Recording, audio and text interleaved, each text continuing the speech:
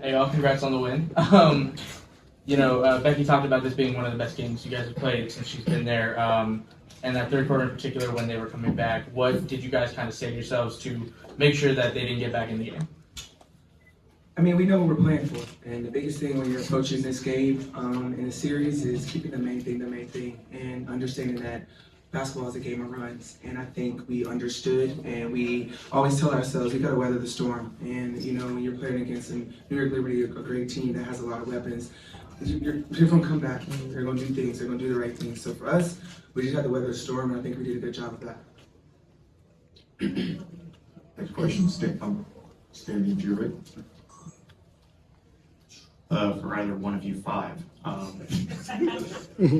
If you had to describe the first 3 minutes and 59 seconds of this game, how would you describe it? Great defense, playing out of our defense. Unselfish, and just our physicality went up another level starting the game. Next question, also standing to the right. KP, 23 points, 5 of 8 from deep. The broadcast tonight said that you were playing with a broken finger. Are you playing with a broken finger?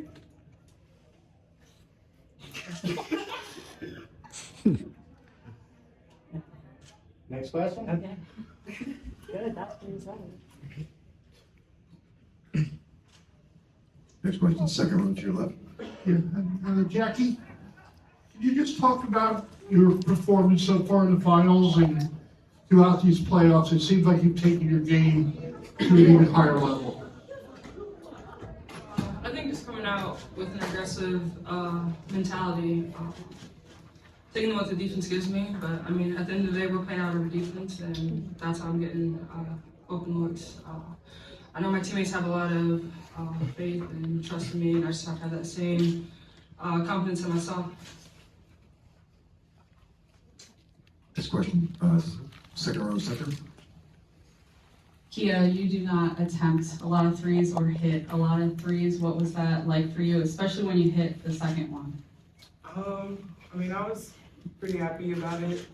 I know my teammates have confidence in me, and they're telling me to shoot it often. I just don't, so today I guess I just shot it. Next question, first row to your left. For any of you, you all are the first team in league history to shoot 50% from the field and 40% on threes in back-to-back finals games. What do you feel like has been working so well offensively this series, and does it kind of strike you as just, do you feel the amazingness of that feat? I know for us it's an emphasis to play with each other, make each other better. So moving the ball, and then getting them in rotations, and we trust all of us to make the right read, and when whoever it is gonna knock it down. We have a lot of faith in each other like that. So I think it's just a testament of playing team ball. Next question, second row center. All around the league, you see teams wearing down over the course of the season, bringing in hardship players, and you guys have 6 basically, and look as good as you have all year right now. What do you attribute that, strength to?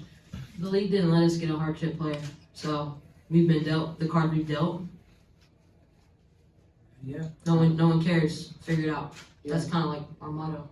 Yeah, we can't feel sorry, We've been in a situation where this team has been hit with a lot of different things, and we've just continued to build up each other and making sure that we're just poised in every situation. And when you look up here and when you look in our locker room, when it comes to off-season work, we do it. We put the work in. So when it comes to games later on down the road, we're ready for them because we've pushed ourselves to the limit in the off-season to prepare us for moments like this.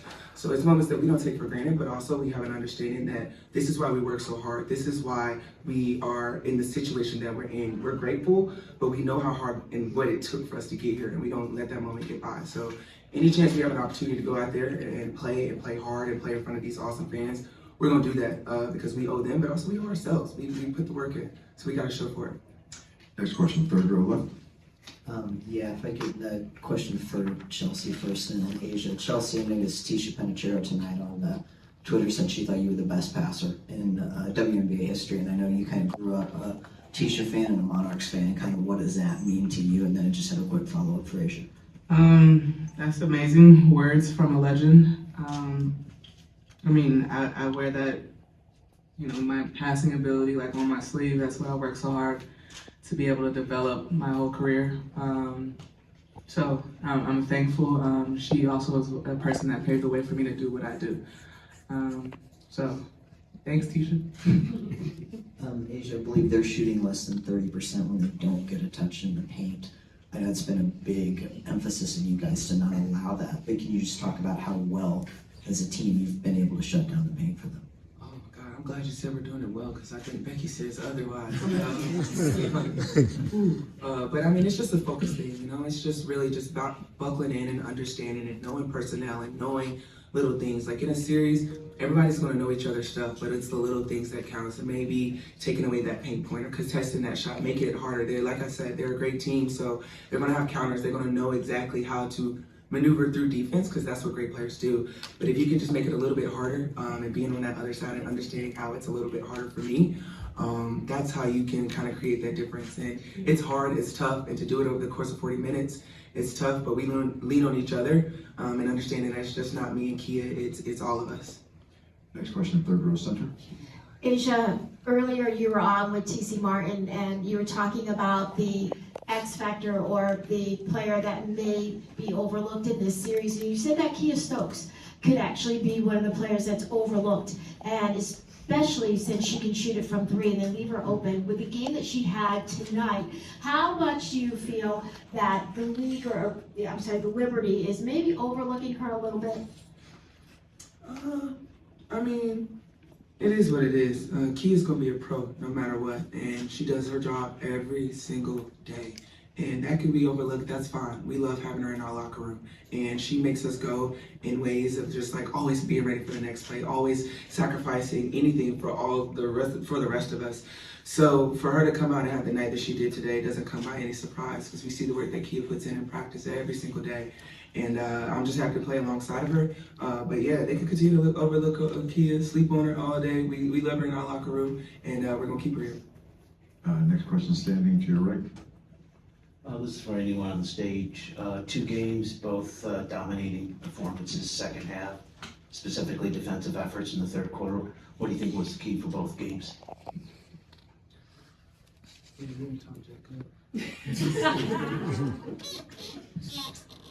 know, I think it's our defense. Just getting stops, being locked in on the defensive end, and executing our defensive schemes. Whenever we get stops, we're able to play in transition and play at the pace we want to play at. I'll return to Zoom. First question will come from Howard. Go ahead. Two of these, if I could, real quick. Asia, first for you, whenever we've talked about it, it's been about legacy for you. And so, you talk about playing with a shorter bench. You guys had 4 of the top 18 players in minutes played this year. Is there a significance to not only potentially being on the cusp of back-to-back titles, but doing it with such a small group? It's a blessing, and we're a group that has been together for a little while, and we've been through the highs, the lows, the roller coasters that this game brings us. And I think it's just a beautiful thing to watch it unfold and flourish. We've been in those locker rooms where I know these 4 had my back when I was crying, and I would go to war for these girls. And so at the end of the day, to see us where we are now and to understand where we came from, never losing sight of that, that's what's building us to have this championship culture and identity that we're trying to build here.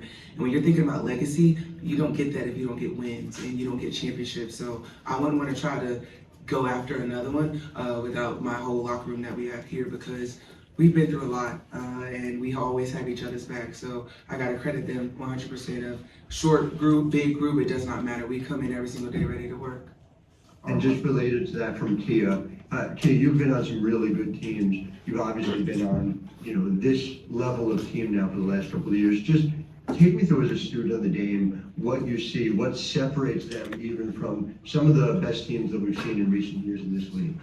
I think the biggest thing I've seen on any championship team I've been on is just the work ethic. Going off what Asia was saying, I see, KP, Jackie, Chelsea, Asia, our whole team is always in the gym trying to get better, trying to do things they're not good at or trying to get better. And I think as Asia being, you know, the head of the stake of our team, she sets a tone, and I think the rest of us kind of elevate to her level in terms of, you know, putting in the work, because having a leader that not only does what she does on the court, but pushes everyone else, I mean, you expect greatness from her, and she expects it from us, and we just try to, you know, live up to her level. Okay, our last question will come from Jeff. Jeff, go ahead.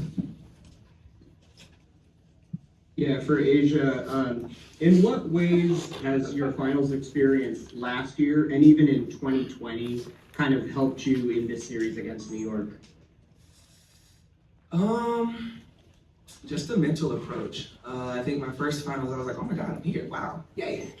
And then I got swept. And then it knocked me on my ass. And then the second time I made it, I was like, okay, I'm not just having this feeling like I'm just happy to be here. Like, yes, I am grateful to be here. A lot of people wish they could be here, so I'm not gonna take that for granted.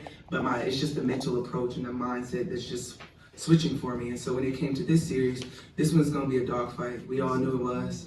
So for me to come in and just kind of relay everything. So for me to come in, I just try to project that onto my teammates and to help them understand that, you know, this isn't going to be easy. And we've all been in championship locker rooms before, and we understand how hard it is. So I think that was just my biggest thing when coming to approach this series is being mentally tough. The game's going to go a lot of different ways, but the team that does big on the little things is the team that comes up with the win. So I think the biggest thing for us is just being mentally tough. Thank you. Thank you. Because y'all was over there listening.